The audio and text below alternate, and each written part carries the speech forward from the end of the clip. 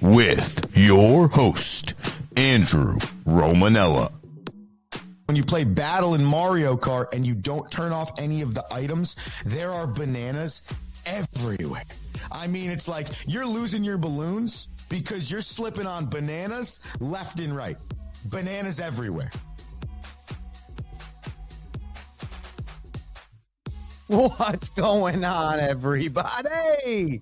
Welcome into another edition of The Rome Show here on 12ouncesports.com, broadcasting live on YouTube, X, Roku channel, TV, and Amazon. I'm your host, Andrew Romanella. We got you for the next 30 minutes and change, and we got a jam-packed sports show for you today. If you want to follow along, get in on the action on YouTube and X, or follow us on social media. That's The Rome Show 1, Instagram, Facebook, TikTok, X, or the mothership 12OZ Sports. Follow either, and you can stay involved on our show and more on 12OZ Sports. We're going to talk a little bit of basketball, not on the court, though, off the court, as Jimmy Butler, who is now a Golden State Warrior, is being sued by his former property manager in Miami, Florida. So he did not leave things well with the Miami Heat,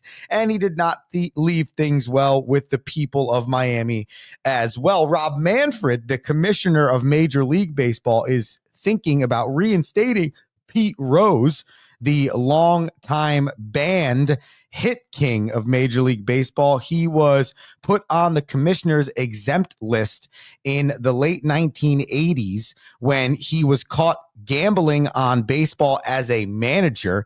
Pete Rose always claimed he only gambled or bet on baseball for his Cincinnati Reds as the manager to win, and never as a player or to fix games. However, that did not matter anytime he tried to get reinstated. Pete Rose has since passed away in the last year, and his late family and their lawyer have been looking to get him off the commissioner's exempt list or lifetime banned list, and hopefully get him into the Hall of Fame as Major League Baseball's all-time career hits leader. So we're going to talk about that for a little bit, because I got some opinions on Pete Rose. The Yankees are dealing with some injuries. Giancarlo Stanton continues to miss games for the New York Yankees, and the season hasn't even started.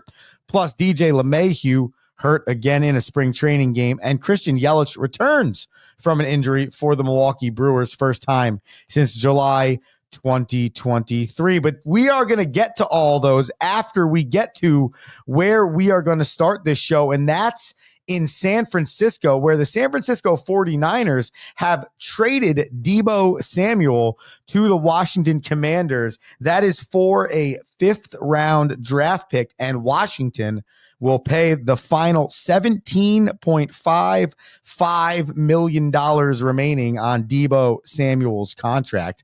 This ends a rather tumultuously successful 6 years for Deebo Samuel in San Francisco. It has been a slight decline for the wide receiver slash running back slash Swiss Army knife for Kyle Shanahan and the 49ers. Starting 3 years ago, when they were looking to extend Deebo Samuel, they ended up on the 3-year deal that has one more year remaining, with which the Washington Commanders will pick up. But that was after a not so good contract negotiation, and there was already a trade request that happened from Deebo Samuel a few years ago. So this is not the first time he wanted out in San Francisco. I don't know if it's that he didn't believe in his value there, he didn't believe in the coaching staff there. I have no clue. But Deebo Samuel is no longer a 49er, and now he's a Commander. And think about this for a quick second. You have Jaden Daniels, Terry McLaurin, and Deebo Samuel, and then you wonder if can you keep De'Ami Brown or anyone else that could factor into that offense that would really allow you to expand upon the abilities of your rookie of the year quarterback, Jaden Daniels. So I'll tell you what, today the Commanders are that much closer to competing with the NFC East and Super Bowl champion Philadelphia Eagles. I'm about to call them the Super Eagles. I mean, in theory, since they won the Super Bowl. But the Commanders with Deebo Samuel, despite the numbers over the few years for San Francisco, are better.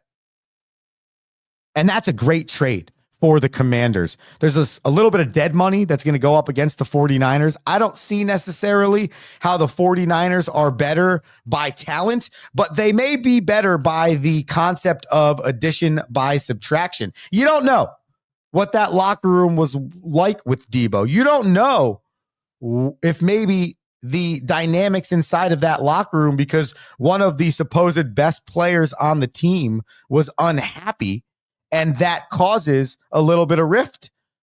And maybe, just maybe, the Niners get better, though the talent on paper doesn't look better. Some of the talent is aging.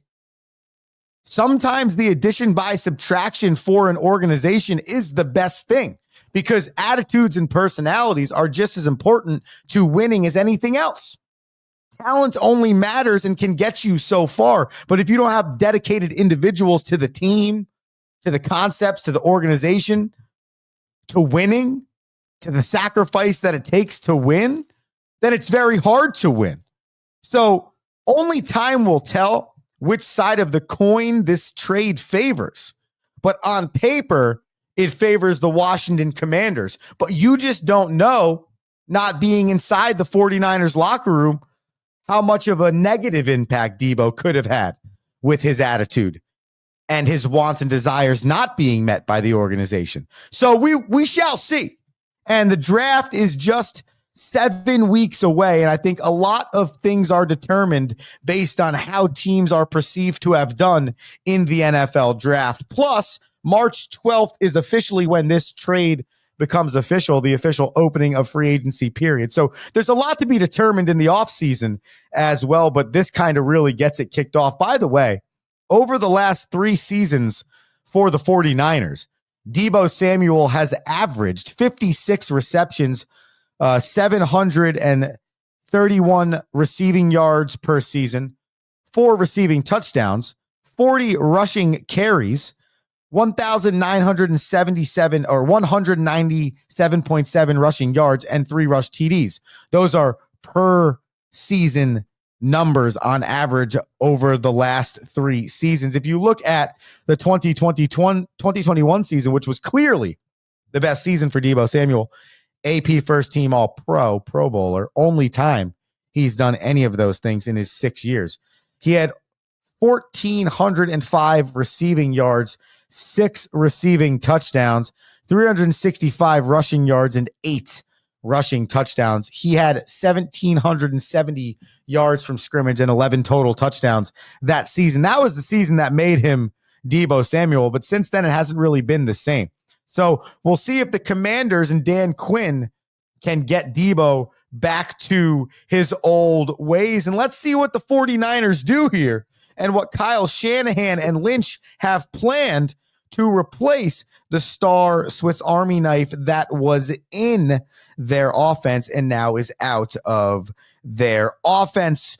The Rome Show, 12OZ Sports. Get us on social media, The Rome Show 1, wherever you want to follow us. I told you before that Jimmy Butler was in some trouble in Miami. I was very unhappy with the way Jimmy Butler's tenure with the Miami Heat ended. I am not a big fan of the player that demands, okay? Now, I do understand that the players should be able to control their own career. And I do believe that players, kind of like Myles Garrett, who are playing for historically bad organizations that have not proven that they can build winners around you, I truly do believe that players like that who are Hall of Fame caliber, after a certain amount of time that you've given that organization and your career is only so long, yeah, you know what? You might want to walk in and demand some things, and you might deserve / be able to walk in and demand some things. And Jimmy Butler had done a lot for the Miami Heat organization. And Jimmy Butler, in his 6 or 7 years in South Beach, brought the Heat to 2 championships and carried them on his back. And in some ways, The Miami Heat, talent-wise, had no business being in either of those championships, and you couldn't have made it there without Jimmy Butler. But much kind of like James Harden has done in the past, it's very childish, the ending of the tenure in the place with which he had very good memories. I would think that if Jimmy Butler played out the rest of his contract in Miami, did things the right way, ended on good terms with the organization and Pat Riley and everything else, I would argue he might have his number retired in South Beach. I mean, they retired Shaq's number, and I think he played there for 5 years. Okay? There are certain organizations where it's not the longevity of the player, it's what they brought the organization. And Jimmy Butler brought a lot of positive to the Miami Heat. But the way it ended, the way he acted, the way he handled himself, and I'm not saying Pat Riley handled himself appropriately either. I don't think both sides handled the situation appropriately. But I think being a professional, there are certain ways you should be handling things. I don't think Jimmy Butler did that. And I think that a lot of people don't care, but I think it did hurt his reputation in some areas. And maybe he doesn't care, probably doesn't care. Why would he care, right? But I'm sure there are certain people that are no longer Jimmy Butler fans because they are very unhappy with the way he handled himself. And now you find out that he is being sued by his former property manager because he didn't pay his last 2 months worth of rent, which total $260,000 because he was living in a $10 million home in South Beach, Miami. And up to about $127,000 worth of damages that include not upkeeping the pool and the air conditioning unit, with which that led to mold and other problems. The property manager or plaintiff, if you are in lawyer school or counting at home, that's a big word, whoa, is seeking $257,282, plus he wants to keep the $130,000 security deposit that Jimmy Butler had put up before he got the $10 million home as a rental. I feel like I just went through an episode of Judge Judy. So clearly, Jimmy Butler ended his time in Miami with the organization he was playing for very poorly, and where he was living very poorly. And I just don't see how somebody could be okay with their reputation being bad guy. Because all of those things, the way he handled wanting to leave the organization, and now what you're hearing, how he handled not paying his rent, not taking care of his house, that's gross. And those are all bad guy tendencies. So interesting how positive it has been for the Golden State Warriors since adding Jimmy Butler, okay? It has been positive for their basketball team. But I think that is sometimes the issue that you have in sports, especially professional sports. The Golden State Warriors 7-3 in their last 10 with Jimmy Butler. Especially in professional sports, you sometimes tend to forget what type of person the athlete is that you are considering for your team because he's so good at the sport, right? I mean, think about how bad Deshaun Watson has been for the Cleveland Browns. That is because now everybody knows he's a bad guy, that he didn't treat people appropriately, that he's kind of inappropriate with massage therapists, and there are really not many people in the locker room that want to have his back. There's probably not many people that want to look him in the eye and show him respect. That's what happens. Okay. And so you've now seen the decline of Deshaun Watson over the last 3 or 4 years with the Cleveland Browns, and it's been atrocious. And that's what happens. You start to find out, not really that good of a guy. Do I really want to go work hard with this man to win a championship? Do I really think this guy's all in? And is he just going to use us for a little bit and then want to dip again? So I just think that the character of the person should matter. And it's really hard to win with bad people. You might think Draymond Green is annoying on the basketball court. You're tired of him complaining. You can't watch the texts anymore. But I bet when you go into the locker room, he's one of the best teammates you've ever had. And there's probably a ton of athletes like that.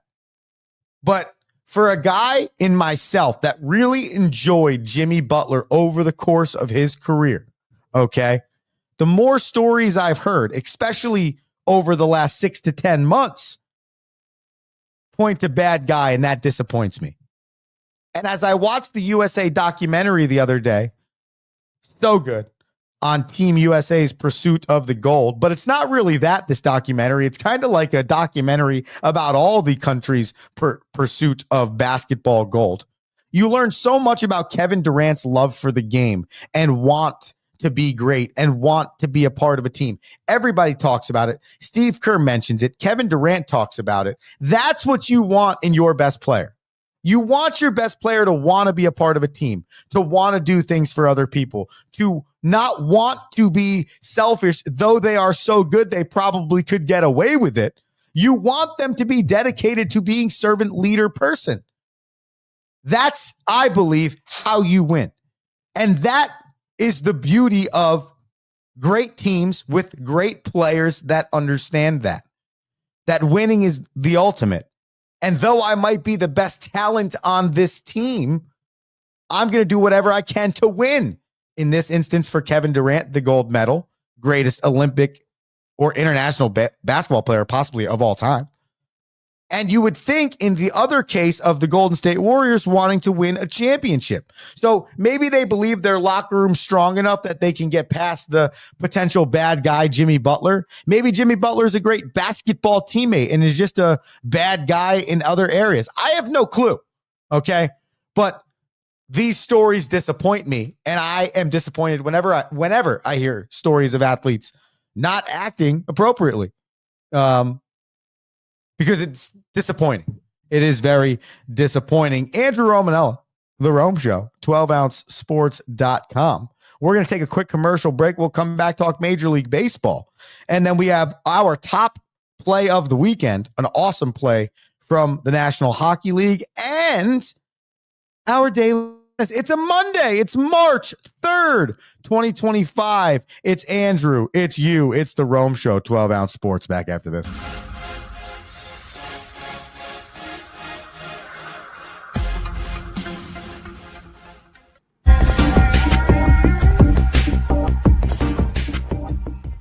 Welcome to MyBookie. You're ready to create an account and start making money, and we're here to help. And remember, you can get a bonus of up to $1,000 on your first deposit. Now you're ready to bet. Just go to mybookie.ag, visit the sportsbook, click on your bet, and input the amount you want to risk or win in the bet slip. Yes, it's that easy. Just remember, at MyBookie, you play, you win, you get paid.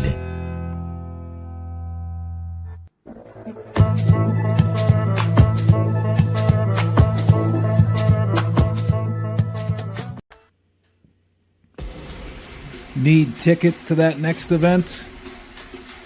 Well, at 12-ounce sports, we've got them with soccer anywhere in the world. Tickets to any venue, any sport. Want to go to NCAA or NFL football matches? We've got them. Yeah. Baseball at every level. Every Power 5 matchup is available. Don't forget, costumes and paint are optional. What's that? You want to go to Broadway? We have those too. Want to jam out? Every concert, every artist. That's right, at 12-ounce sports, we've got the tickets for less. 12ozsports.com/tickets. That's 12ouncesports.com/tickets.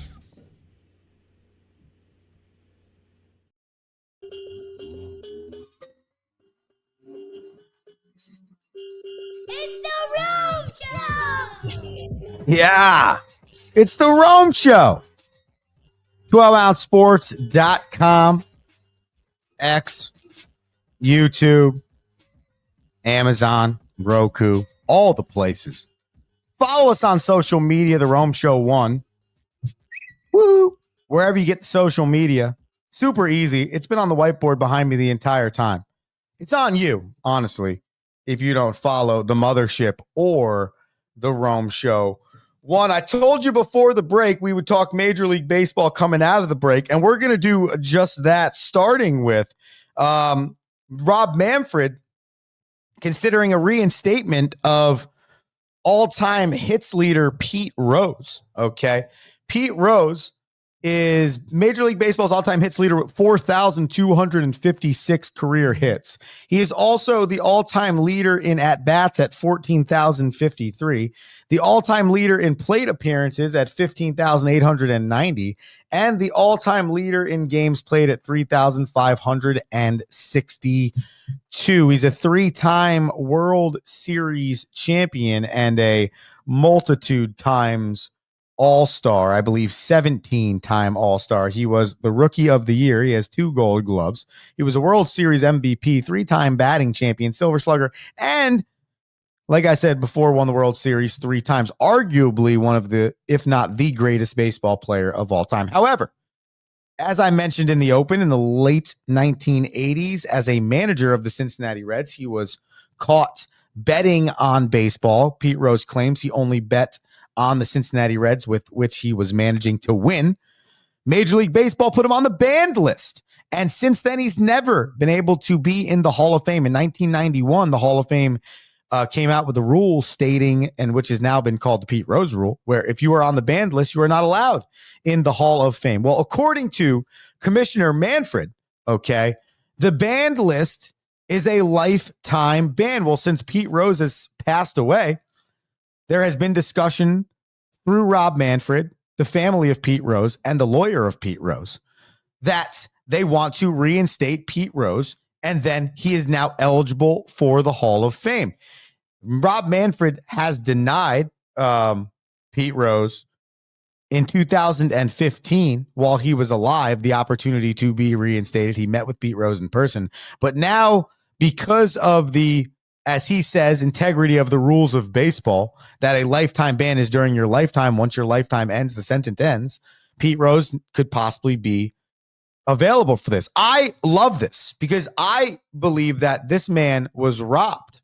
There is no evidence of him fixing baseball games. There's no evidence of him betting on the game of baseball while he played the game of baseball. No one, arguably no one, played the game harder than Pete Rose in his career.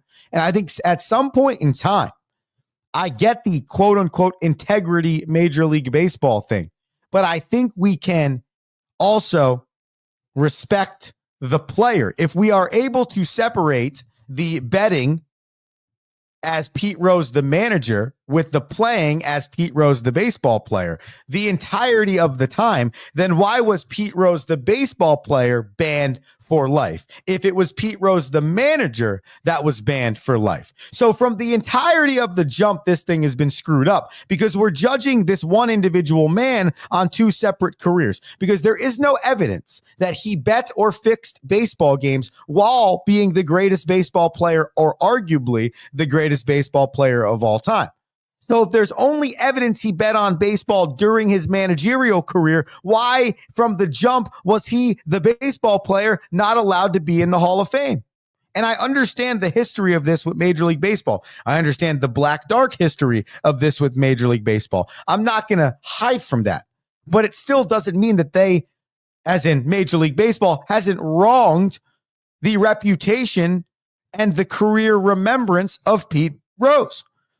And I think this same thing hits with the steroid users. And I'm not going to get deep into this, but the game allowed steroid users to use steroids, and now they're holding them out of the Hall of Fame. The integrity has been broken from the jump, has been broken for the history of the game. I can't imagine what has gone on that we haven't caught of Hall of Famers that are in the Hall of Fame. So at least now that he has passed, you could do his family the service of seeing something through that he's deserved since he put down a bat, stopped playing, and went on to whatever else he went on in his career. So I hope Rob Manfred does this. I hope he reinstates Pete Rose. And I hope he gets reinstated and then makes it to the Hall of Fame. To present day baseball, the New York Yankees continue to deal with injuries as Giancarlo Stanton will start the season on the IL, a often injury-prone player over the last 6 or 7 years. It does not look good for the Yankees in terms of their big names. DJ LeMahieu also hurt his calf the other day, and it begs the question, what will the Yankees look like this year? Does this feel like an iteration of the Yankees we've seen in the past before, where there are names we know, there are names we believe should be really good, but at the end of the day, they're on the back nine of their career as opposed to the turn of their career, and it's going to result in a pretty good season, but by Yankees organization and by Yankees fan standards, a below average season. And we're going to continue to call for Aaron Boone's head and continue to say that Aaron Judge is not a good baseball player because he's so bad in the postseason. Now, he does need to perform a whole lot better in the postseason. But is that what we're trending towards? Because that's what it feels like. The Giancarlo being on the IL already, elbow injections type deal. The DJ LeMahieu, who had a terrible season last year, injury prone as well, injured already again 2.5, 3 weeks into spring training. It feels like the Yankees are headed down the same old road, and it feels like a spin cycle for the New York Yankees right now. That's what it feels like. It feels like you're in a hamster wheel as an organization. And the crazy part about that is they made the World Series last year. But the way that ended was so atrocious that you can't even really feel good about that either. So I'm curious as to what the season for the New York Yankees looks like, but has not started off great, especially with the players whose names you're supposed to be writing in the lineup 110 to 120 at a minimum games a year. Probably won't even come close to 90. That's at least my guess. And finally, in Major League Baseball, Christian Yelich, claps for him, makes a return after back surgery in July of 2023. Long time out of the game for Yelich, almost 2 years now, not playing baseball. Christian Yelich essentially just said it was a lot of fun to be on the field. One of the game's greats. You might not have realized it because he played a lot of his career in Miami and then a lot of his career in Milwaukee. But Christian Yelich is one of the best players in my lifetime, in my generation of watching baseball. Pure hitter. One of the best pure hitters. Great dude. Great ambassador of the game of baseball. So really good to see Christian Yelich come back from that really scary back injury. And okay, it is time for the top play of the weekend. It comes from Dylan Vladar, the goaltender. Wrote in one day, do you think goalie is the hardest position in sports? And we debated that. And we also debated the catcher position as well as the quarterback position. I fell upon the belief that the quarterback position was the hardest. And you can go find that epi wherever you get your podcast. Just search the Rome Show podcast. But it was a very interesting debate. Why I say all that is merely just to say I love the goalie position. It is so awesome. And when you get a chance to see the athleticism that is displayed by a position that by nature kind of doesn't look athletic because of the pads that they wear, it is awesome. So shout out to Dan Vladar, top play of the weekend. Let's finish this show. Ba ba ba ba ba na na ba ba ba na na.